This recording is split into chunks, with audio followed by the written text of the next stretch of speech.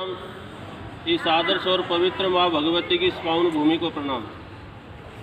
आज 73वें गणतंत्रता दिवस के उपलक्ष्य में, इस राष्ट्रीय पर्व के उपलक्ष्य में, इस ध्वजारोहण के इस भव्य और विशाल कार्यक्रम के मंच उपस्थित आदरणीय अध्यक्ष महोदय, मंच उपस्थित आज के मुख्य अतिथि महोदय, मंच उपस्थित आज के विशिष्ट अतिथिगण, इस प्रांगण में विराजमान आदरणीय बड़े बुजुर्ग, माताएं, बहनें, मेरे नौजवान साथी और प्यारे बच्चों, आप सभी महानुभावों की उपस्थिति को प्रणाम करता हूं और आप सभी महानुभावों का हार्दिक अभिनंदन एवं स्वागत करता हूं। आज इस युग में समय के अभाव को देखते हुए आप सभी महानुभावों ने इस राष्ट्र के प्रति और इस शहीदों की शहादत के प्रति एक अच्छी श्रद्धा रखते हुए अपने बहुमूल्य समय में से कुछ समय देकर के आज के इस कार्यक्रम की शोभा बढ़ाने के लिए सादर उपस्थित हुए हैं। आप सभी महानुभाव बहुत बहुत सम्मान के पात्र हैं।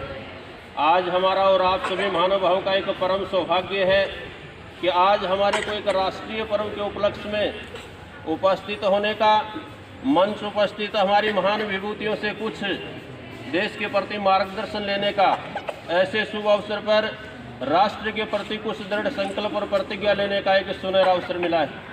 मैं आज के इस कार्यक्रम की रूपरेखा तैयार करने वाले आदरणीय महानुभावों का और इस व्यवस्था में जुटे हुए समस्त कार्यकर्ताओं का विशेष सम्मान करता हूं कि इन्होंने राष्ट्र के प्रति, शहीदों की शहादत के प्रति एक सकारात्मक सोच रखते हुए बहुत अच्छे कार्यक्रम का आयोजन किया। हमारे को और आप सभी महानुभावों को यह सादर आमंत्रित किया।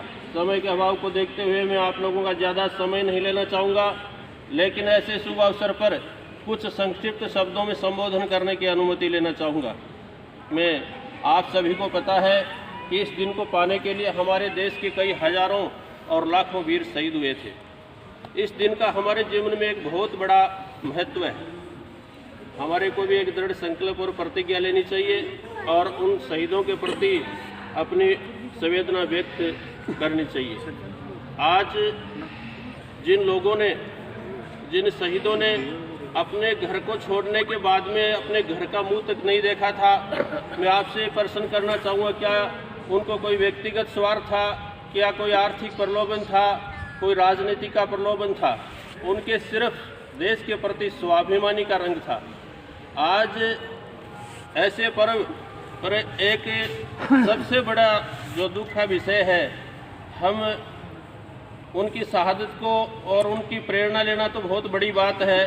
धीरे धीरे इन राष्ट्रीय पर्व के प्रति हमारी उपस्थिति भी दर्ज नहीं हो रही है। मैं आपसे यही कहना चाहूँगा कि आप सब इन स्वार्थ को भूल करके उनकी इस देश के प्रति, जातिवाद को, राजनीति को, इन सब चीज़ों से ऊपर उठ करके सकारात्मक सोच के साथ में शहीदों की शहादत को ध्यान में रखते हुए हमारा जो धर्म है, हम भारतीय हैं और इंसानियत का सबसे बड़ा धर्म है।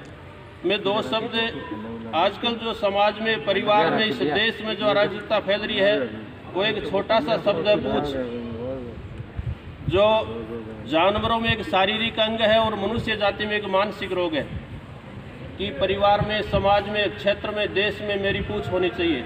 मैं आज आपके सामने मेरे नौजवान साथियों से कहना चाहूँगा कि बिना सिद्धांत और सच्चाई और कर्मठ कर्म के बिना पूछ की अभिलाषा रखना व्यर्थ है। हम और आप लोग तो क्या है, रावण जैसे प्रकांड विद्वान, जिनको 14 विद्याओं का ज्ञान था, बहुत बड़ा शक्तिशाली परिवार था, अक्षनोई सेना थी और अर्थ का इतना बड़ा बल था कि पूरी लंका ही सोने की थी, लेकिन वो पूछ के वशीभूत होकर के कि इस लोक और परलोक में मेरी पूछ रहनी चाहिए, उन्होंने पूरी 14 विद्याओं को कलंकित कर लिया, पूरे कुटुंब को खपा दिया, पूरी सेना को खपा दिया और पूरी लंका को उजाड़ दिया। हजारों और लाखों यत्न करने के बाद में भी वो पूछ को प्राप्त नहीं कर पाए। आज तक हर वर्ष चैत्र शुक्ल दशमी को बुराई के रूप में उसका पुतला जलाया जाता है।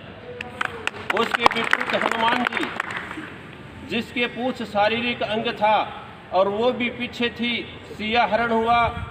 हनुमान जी लंका में सीता जी की खोज के लिए गए तो उनको ब्रह्मशस्त्र में फंसा करके गिरफ्तार कर लिया। जब रावण दरबार में पेश किया तो रावण की सबसे पहले नज़र उसकी पूछ पे पड़ी। मैं आपको बताना चाहूँगा कि ईर्ष्या और द्वेष भावना रखने वाले इंसान दूसरे की पूछ को स्वीकार नहीं करते हैं, पूछ को पचा नहीं पाते हैं। और रावण आग बबूला हो गए, सबसे पहले उन्हें आदेश किया कि तुरंत रूप से हनुमान जी की पूंछ को जलाया जाए। मेरे साथियों, में बताना चाहूँगा, हनुमान जी के पूंछ शारीरिक अंग था और वो भी पीछे थी, उसको भी आग के हवाले कर दिया। उसके बावजूद भी आज तक चैत्र शुक्ल पूर्णिमा को हर वर्ष अच्छाई के रूप में उसकी जयंती मनाई जाती है। मैं आप लोगों से कहना चाहूँगा, जब तक परिवार में, समाज में, मातृभूमि, क्षेत्र और देश में आप लोग किसी व्यक्ति का चरित्र की दृष्टि से, ईमानदारी की दृष्टि से, सहयोग और अनुशासन की दृष्टि से सम्मान करने का स्वभाव नहीं बनाओगे, अच्छे को अच्छे कहने का स्वभाव नहीं बनाओगे, सच्चाई का साथ नहीं दोगे, सिद्धांत से जीने का स्वभाव नहीं बनाओगे, तब तक न स्वयं का भला कर पाओगे, न इस परिवार का भला होगा, न समाज का भला होगा, न क्षेत्र का, फिर देश की तो अभिलाषा ही क्यों करते हो।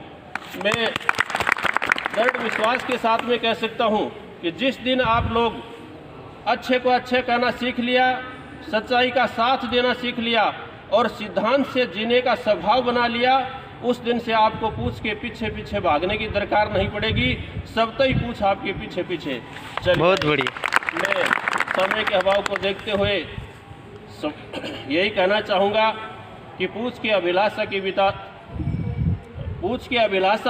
की बजाय आप सिद्धांत पे जोर दें और अपने शहीदों की शहादत का सम्मान करते हुए आगे बढ़ें। अब समय की सीमा को देखते हुए मैं सम्मान करता हूँ आज के आयोजन करने वाले महानुभावों का, जो मेरे एक साधारण से व्यक्ति को ऐसे पवित्र मंच पर राष्ट्रीय पर्व के उपलक्ष्य में संबोधन करने का मौका दिया, और सम्मान करता हूँ आप सभी विराजमान महानुभावों का, जो मेरे एक एक शब्द को बड़े अनुशासन के साथ में ग्रहण किया।